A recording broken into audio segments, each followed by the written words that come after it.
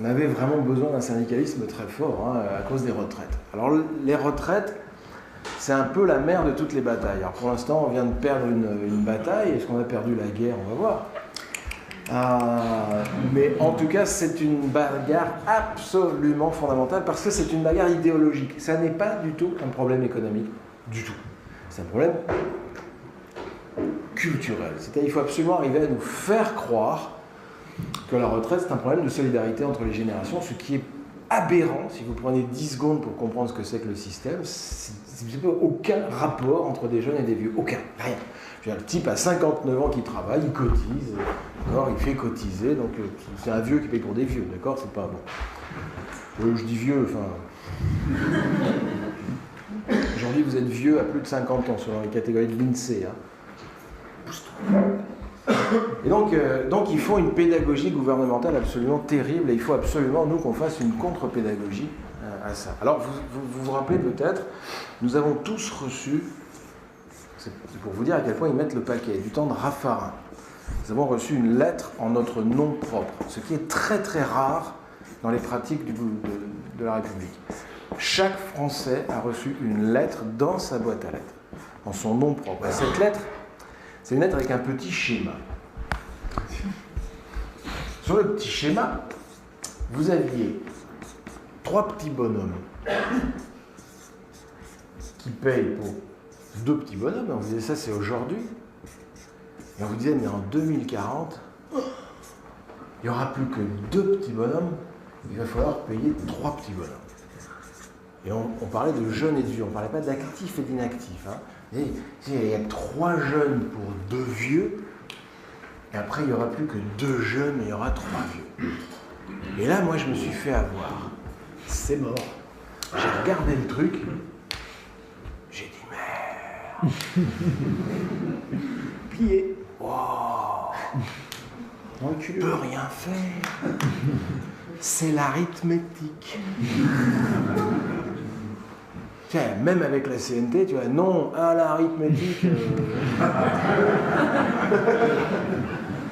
Puis là, je suis tombé sur le fameux Bernard Friot. Bernard Friot. Là, Bernard Friot, il m'a dit, mais t'es complètement con. Je dis ouais, Bernard, d'où tu me parles comme ça? C'est pas passé comme ça, c'est un grand monsieur, il est docteur en économie, docteur en sociologie, prof à Nanterre, bref. Donc bref, Friot, il me dit, mais enfin ça marche pas ton truc là de jeunes et de vieux, réfléchis. Si tu suis le raisonnement de Raffarin, alors, en 1945, il y avait, je sais plus, 15 millions, 20 millions de paysans pour nourrir, 15 millions de paysans pour nourrir 30 millions de Français, lui, 45. Et puis alors, comme on sait qu'en 2010, il n'y aura plus que 1,5 million, moins d'1 million de paysans pour nourrir 60 millions de Français, on peut prédire une immense famine en 2010.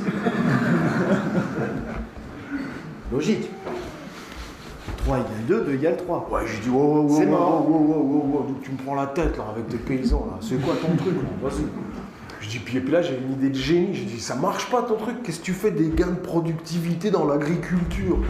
Et là il me regardait avec un petit sourire. Puis là j'ai fait, oh le con. Mais qu'est-ce que je suis con. Mais je suis con. Et ouais, parce que ce que ne dit pas le petit dessin de Raffarin, c'est que les deux de 2040, ils produiront autant de richesses par rapport à ceux de 1990 que 4 travailleurs. On appelle ça les gains de productivité. La dernière fois qu'on a doublé le PIB en France, ça a mis 17 ans seulement. En 17 ans, on a doublé la richesse produite. Ça serait faux s'il y avait une récession. Mais ils n'arrêtent pas de nous dire que la croissance sera là. Eux, ils disent ça. Ils nous le disent. D'accord? Et si on prend les chiffres, et là c'est les chiffres les plus pessimistes, si on prend les chiffres les plus pessimistes du Conseil d'orientation des retraites, c'est-à-dire 1,7% de croissance, parce que eux ils plafonnent, il y aura 2,4, alors 2,4 c'est d'accord, mais à 1,7%, on a un doublement du PIB. juste là, c'est mort. Ok, 3, 2, 2, 3, c'est mort. Par contre, 3, 2, 4, 3, on sent bien que c'est gagnable, justement. C'est pour ça qu'ils les ont pas mis, les petits bonhommes. Parce que là, on sent que ça va être un peu dur de passer, mais c'est jouable. Donc, ça vaudrait le coup de se battre. La question, c'est pas combien il y a de jeunes, combien il y a de vieux. On s'en fout. La question, c'est est-ce que ceux qui bossent là fabriquent la richesse suffisante pour payer ceux qui sont là? C'est la seule question qui va. La richesse sera-t-elle produite? Oui ou non? Même s'il n'y a qu'un seul jeune pour financer tout le PIB, ça passe.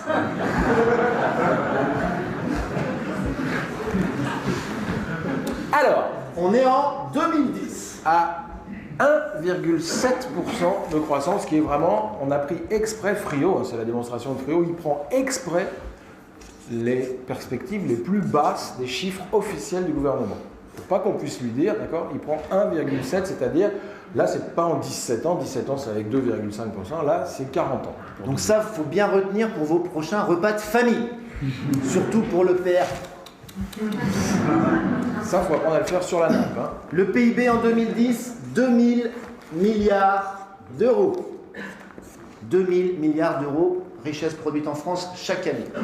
En 2010, cette année, pour financer les retraites, il faut 13%. 13% de la richesse produite en France pour payer les retraites. Ce qui nous donne un coût des retraites de 260 milliards. 260 milliards. Ça, c'est ce que ça coûte aujourd'hui. Et là, ils nous disent... Ils nous disent, en 2050, il faudra 720 milliards. C'est foutu. Tu vois pas l'effort qu'il faut leur demander. On est cuit. Mais 720 milliards de quoi? Eh bien, du PIB, de la richesse produite en une année en France. En 2040. Sauf que quand on passe en 2050, avec 1,7% de croissance, hypothèse basse, on arrive à 4000 milliards d'euros. 4000 milliards d'euros. Ce qui veut dire que le coût des retraites, d'accord, il aura un petit peu augmenté, il sera de 18%. Comprenez l'astuce, ils nous disent qu'il va falloir passer de 13% de la richesse à 18%. Et donc c'est une charge insupportable. Évidemment, quand on reçoit ça, on croit que c'est de 13 à 18 du même gâteau. On croit qu'il faut faire ça. Mais pas du tout, le gâteau il est devenu énorme. Donc là, exercice pour le repas de famille, 2000 milliards moins 260. Ça égale, il reste combien? 1740 milliards. Ça, c'est aujourd'hui. Même question pour 2050. 4000 milliards moins les 720 milliards pour les retraites. Il reste combien?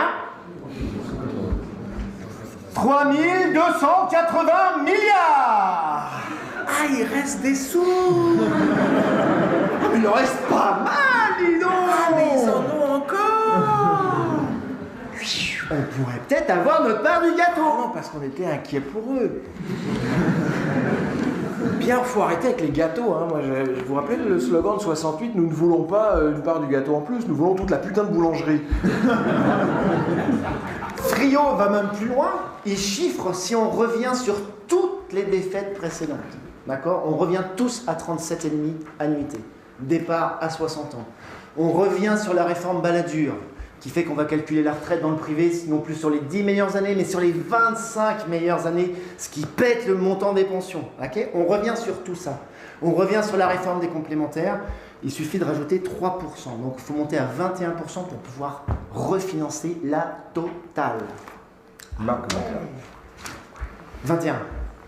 3 plus 18, 21, ça va? Mon Dieu.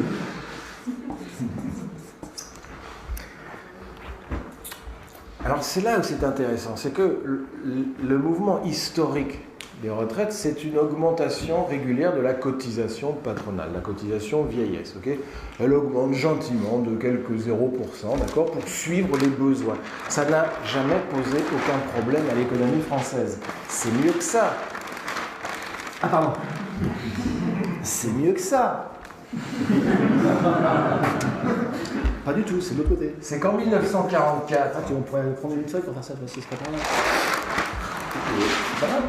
En 1944, il fallait quel pourcentage du PIB pour payer les retraites? En 1960. 50 ans. Pardon? En 40 d'abord. 40, 70. Bon, En 1970, il fallait quel pourcentage du PIB? Bref, sur la même période de temps qu'on nous annonce catastrophique, d'accord, on prend la même en arrière, d'accord. Il a fallu produire combien?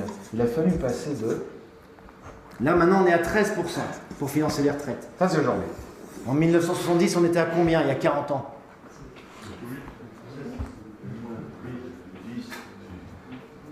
Pas mal, pas mal. 8. 5. Non, ça c'était... 5%. Il a fallu rajouter combien? 8%. C'est ça. Et là, il va falloir rajouter combien pour aller à 18? 5% pour aller à 18. Faut répéter là avant de la faire sur la nappe. Au resto. Autrement dit, l'effort qu'il a fallu consentir sur les 40 années précédentes a été un effort de 8 points, d'accord? L'effort qu'il va falloir consentir sur les années suivantes n'est plus qu'un effort que de 5 points. Autrement dit, nous ne sommes pas dans une accélération du coût des retraites, nous sommes dans une décélération. Elles augmentent moins vite, d'accord? C'est-à-dire que les retraites coûtent en réalité de moins en moins cher, ou plus exactement, elles pèsent de moins en moins lourd sur... Vous comprenez l'astuce? L'effort à fournir sera moindre. L'économie française est extrêmement bien portée, elle a supporté une augmentation de 8%. Est-ce qu'elle est incapable de supporter une augmentation de 5%? Ils nous prennent pour des lapins de 3 semaines. Des fois, on dit ils sont forts. Non, on est con. Personnellement, la dernière fois que je me suis fait avoir par la pédagogie gouvernementale, c'était quand Sarkozy a fait un de ses discours de gauche, là, tu sais, il en sort un tous les 3 mois. Et là, c'était sur un tiers, un tiers, un tiers. Alors, suivez bien, moi je me suis fait avoir, mais enfumé, mais direct. Hein. Alors donc, ok, il y a des sous qui sortent du système, d'accord? Ce qui sera bien, c'est qu'on les partage. Juste après l'écroulement, la crise économique et tout ça, bah, va falloir humaniser le capitalisme, les copains, ok? On s'y met. Hein. Couchez Kiki. Donc on ferait 3 tiers. 1 tiers pour l'investissement, 1 tiers pour les salariés et 1 tiers pour les actionnaires. C'est cool. C'est cool ce mec. C'est équitable. Alors en plus c'est bien orchestré, le lendemain le MEDEF monte au créneau, gueule, c'est inadmissible, etc. Je me dis c'est bizarre qu'il propose ça, le mec, je ne comprenais pas trop. Bon. Je commence à creuser un peu la question, donc là j'apprends, mais ça tout le monde le sait, que sur l'assiette de la richesse, en 20 ans, on a reculé de 10 points dans le partage des richesses en France. D'accord?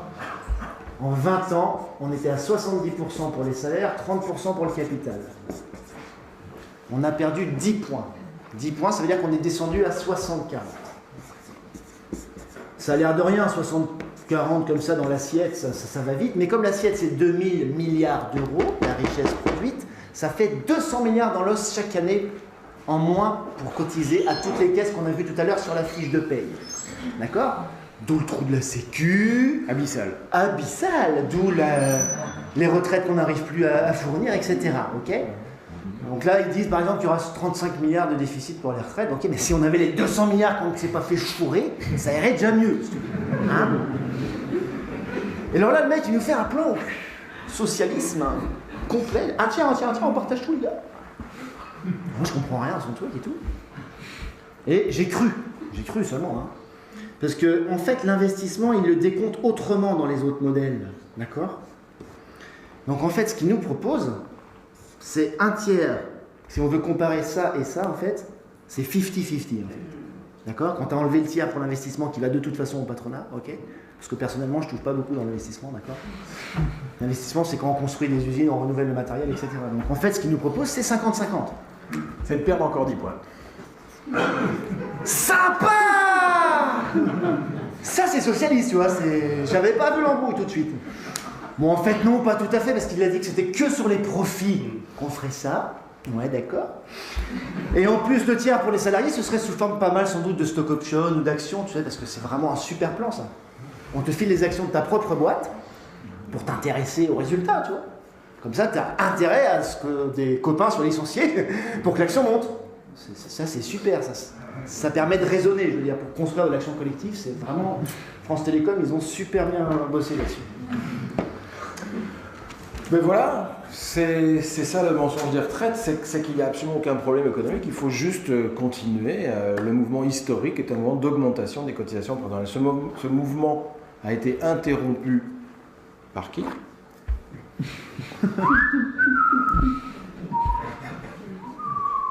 Coupure, changement de cassette. C'est bon, c'est Pas bien. que tu peux prendre ta boîte du coup, c'est maintenant. Voilà. Donc voilà, l'idée, si vous voulez, l'idée de Friot, enfin l'idée des gens qui se battent là-dessus, c'est de dire que c'est pas du tout un problème économique. Rocard a interrompu le mouvement historique d'augmentation de la cotisation patronale pour repayer la retraite. Il a interrompu, c'était le gel des cotisations patronales, d'accord, ça a été proposé par les qui l'a fait, hein, ça a été mis en place par la droite. Mais je veux dire, c'était bien Rocard et Bérégovoy qui ont préparé ce truc-là. Et donc, nous sommes dans une phase anti-historique, anhistorique, hein, le travailler plus pour gagner plus, c'est le contraire de notre histoire. Notre histoire, jusqu'à maintenant, ça a été de travailler moins, de moins en moins, pour gagner de plus en plus. Et bien, ce mouvement est interrompu, et donc il faut nous faire croire, qu'il y a un problème économique, donc ce qui est débile, absolument faux, deux, que c'est un problème de génération démographique, c'est-à-dire que c'est des jeunes qui payent pour des bus, c'est absolument faux, ce sont des actifs qui payent pour des travailleurs libres, pour des inactifs, d'accord. Et donc la question c'est ça, est-ce que la richesse sera là? Et donc, pour finir avec la partie chiante du spectacle, il faut juste démonter la retraite par capitalisation. D'accord? Donc, en fait, l'épargne.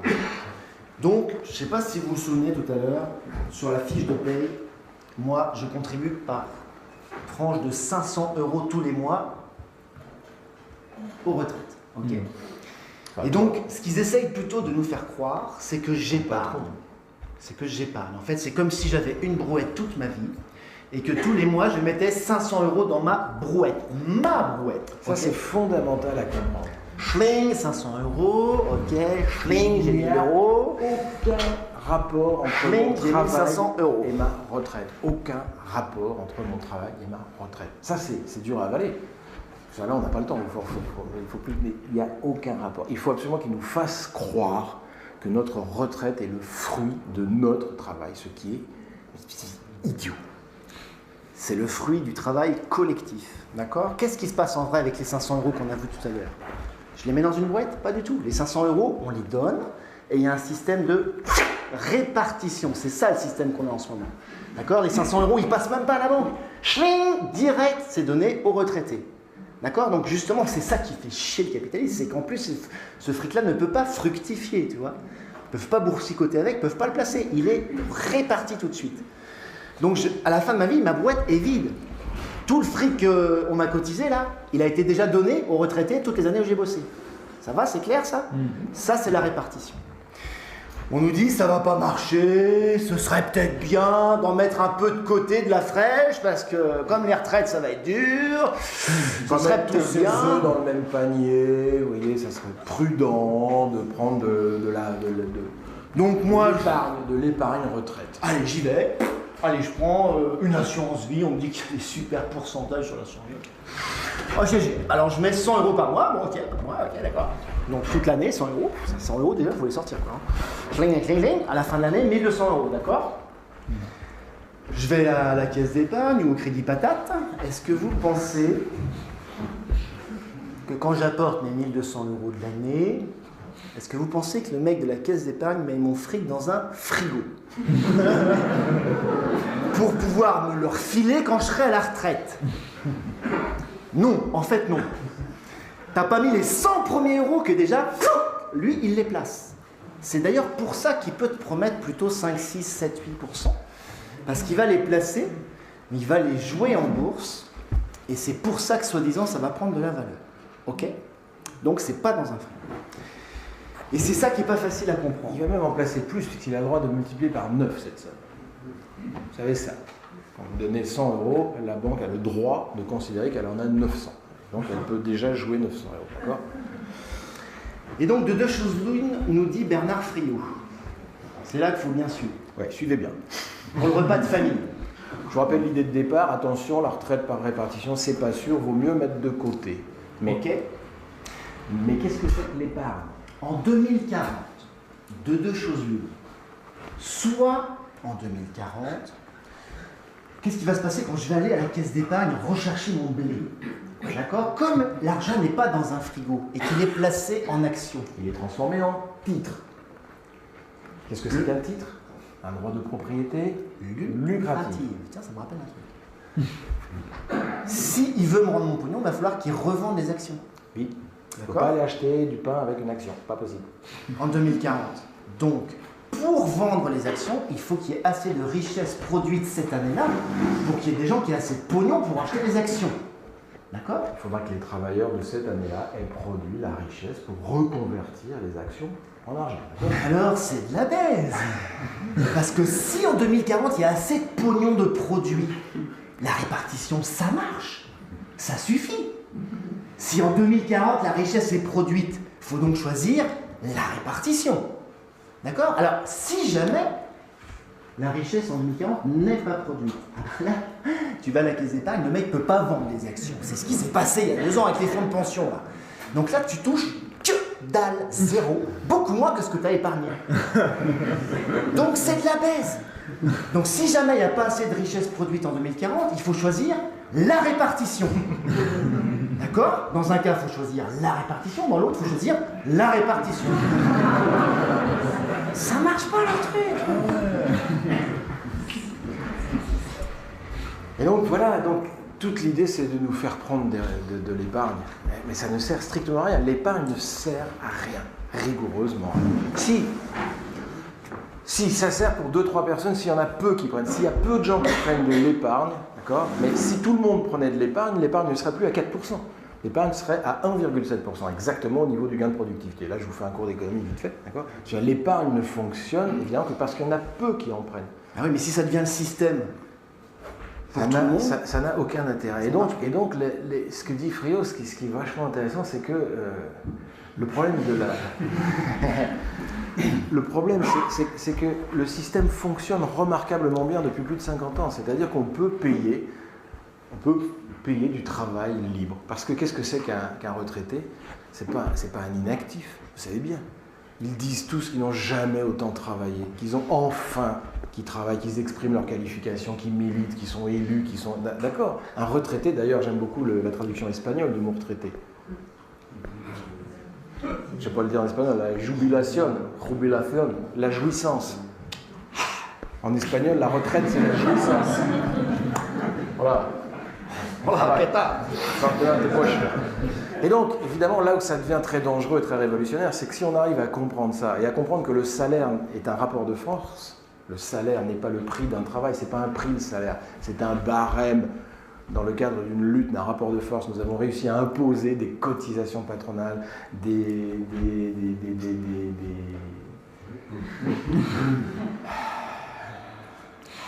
Ouais. Des ballons? Non. Des disques? Non, au-dessus de l'accord d'entreprise, des conventions collectives. C'est-à-dire tout ça, c'est un rapport de force. Et le salaire, c'est quelque chose de magique. Évidemment, vous allez me dire, le salaire, c'est à la fois l'expression de notre aliénation, évidemment, puisque nous sommes dans un emploi, mais c'est aussi l'expression de notre libération. C'est là que ça se joue, c'est là que se passe la bagarre, c'est dans le salaire. C'est dans le salaire. Parce que si on peut payer du travail libre pour des gens qui ne travaillent plus sans mettre en danger l'économie, mais là, attendez, se dit Friot, on peut donc payer du travail libre pour des gens qui ne travaillent pas encore. Ah, il va jusque-là, lui. Le salaire jeune, c'est-à-dire donnons du salaire, pas du revenu. Donnons un salaire dès l'âge de 18 ans pour tout Français, d'accord, jusqu'à ce qu'il ait... Vous comprenez le truc? La même chose que la retraite, mais avant de bosser. Et d'autre part... Je traduis. Et d'autre part... Ce que montre la retraite, c'est qu'on n'a pas besoin de l'épargne. Mais on n'a pas besoin de l'épargne non plus pour investir. C'est-à-dire qu'on n'a pas besoin d'aller voir des gars, d'accord, des riches qui amènent des titres, d'accord, pour investir. Puisqu'on a créé la caisse de sécurité sociale, pourquoi est-ce qu'on ne peut pas créer une caisse de sécurité économique? C'est-à-dire pourquoi est-ce qu'on ne peut pas ponctionner sur la richesse, comme on le fait, comme on l'a fait jusqu'à maintenant, ponctionner pour financer l'investissement et décider nous-mêmes de ce qu'on veut produire, etc. Alors je sais, ça s'appellerait le socialisme, à ne surtout pas confondre avec le Parti socialiste, c'est deux choses différentes. Donc voilà, si vous voulez, très vite fait, parce qu'on va arrêter, mais très vite fait, voilà des choses absolument éblouissantes que montre la retraite, que montre le salaire, mais que nous avons perdu, parce que cette pédagogie gouvernementale fonctionne, elle fonctionne à plein. On y croit. Elle est efficace, parce que ce sont des arguments simples, des arguments simplistes, et c'est pas évident de répondre à un argument simple. Qui pense qu'il va y avoir une bonne retraite dans la salle? Vous levez la main, ceux qui pensent qu'ils vont avoir une bonne retraite? Ils ont gagné parce qu'on en est tous persuadés. Il y a tellement de boulot médiatique là-dessus qu'on le croit. Regardez, personne ne lève la main, nous avons abandonné la bagarre avant de la mener. C'est-à-dire qu'on pense qu'on n'aura pas une vraie retraite. Mais pourquoi? Tout le mouvement, qu'est-ce qu'on attend pour continuer le mouvement historique que les gens ont fait avant nous? Alors, dit Friot, nous sommes pris d'une vaste fatigue collective. Changer le monde était fatigant.